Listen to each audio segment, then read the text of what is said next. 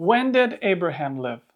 This is a question many have asked and very different answers are given. Abraham's life has been placed in a period that spans over half a millennium. I saw his date given as early as 2300 BC or as late as 1600 BC. If only we could find a synchronism in the Bible to give us an approximate date. Lo and behold, we have Genesis 14 where no less than 9 kings are mentioned, and we have the names of 8 of them. Abraham is involved in this battle because his nephew Lot gets captured at Sodom, the place he moved to after their shepherds got into quarrels. Of the 9 kings, 2 names are major players due to the territories they ruled: Amraphel of Shinar and Chedorlaomer of Elam. Unfortunately, we haven't been able to connect the Elamite king with anyone, but some scholars have proposed a name for Amraphel.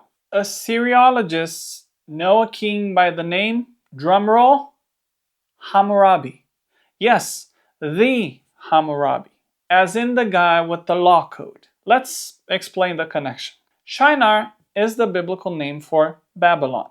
Using a name in different languages changes certain readings. I always laugh at how foreigners read some of the Romanian names my native language. It's normal.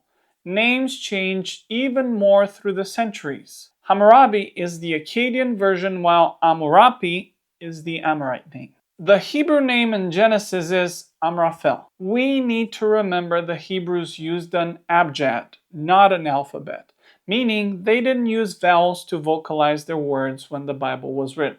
Well, with a few exceptions. So, the letters found in the name would be Aleph, Mem, Resh, Pe, and Lamed. Side note, Pe can be read sometimes as Fe if it has a dagesh, a dot in the middle. Given that the Hebrew text added vowels in diacritics over 2,000 years after Hammurabi lived, the reading is not clear, but the letters have a much higher level of certainty. The 4 letters are a complete match for Amurabi, A-M-R-P.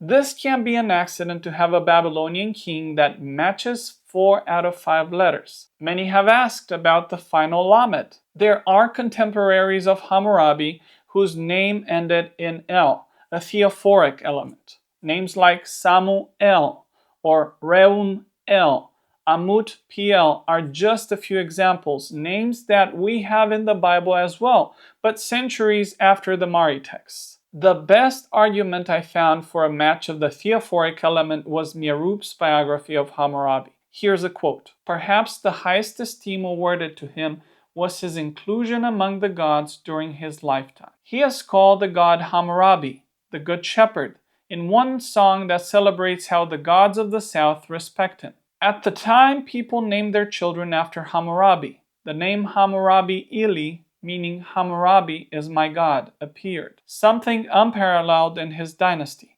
The references to Hammurabi as god were probably inspired by a southern tradition, where regularly kings were deified during their lifetime. This had happened to Rim-Sin, whom Hammurabi had replaced. Upon his death, Hammurabi's status was thus very special. It is thus no surprise that later generations remembered him more than any other king of the early 2nd millennium. Over time, his prominence increased, and he became one of the few kings of the ancient past to whom people referred more than 1,000 years after his death." End of quote. Hammurabi was deified and a theophoric element was added to his name.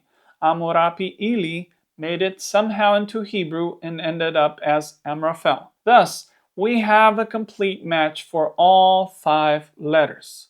Amazing. Even 4 letters would have been enough for this correlation, but the last theophoric element gives more credence to this case. So, when did Hammurabi live? We have different chronological systems that are at odds with each other. The high chronology has been mostly buried, and there is a strong trend in the past 2-3 decades proposing a short or even an ultra-short chronology. Hammurabi's reign and the sacking of Babylon in the 16th century are essential to chronologies. There is also a middle ground that most of the archaeologists follow. The middle chronology proposes a reign from 1792 to to 1750 BC. Somewhere in this approximate interval, Abraham and Hammurabi overlapped. At the time of this possible encounter, Abraham was, according to Genesis, anywhere between 75 and 99 years old, the year Sodom was destroyed and Lot was rescued from the city. Dr. Falk proposes that the Battle of the Nine Kings took place in Hammurabi's 39th year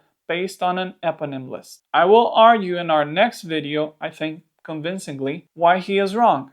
But before that video, I want to thank Dr. Falk for making me reconsider this synchronism. I studied in schools that favor the early Exodus date, and because Hammurabi is too early from their perspective, my professors disconsider this synchronism. I now hold to neither late nor early Exodus, but I fully agree with this synchronism. I owe my gratitude to Dr. Falk for arguing for this synchronism. In our next video, we will try to narrow down the interval in which Abraham and Hammurabi intersected. If you enjoyed this video, please hit the thumbs up and subscribe. Thank you.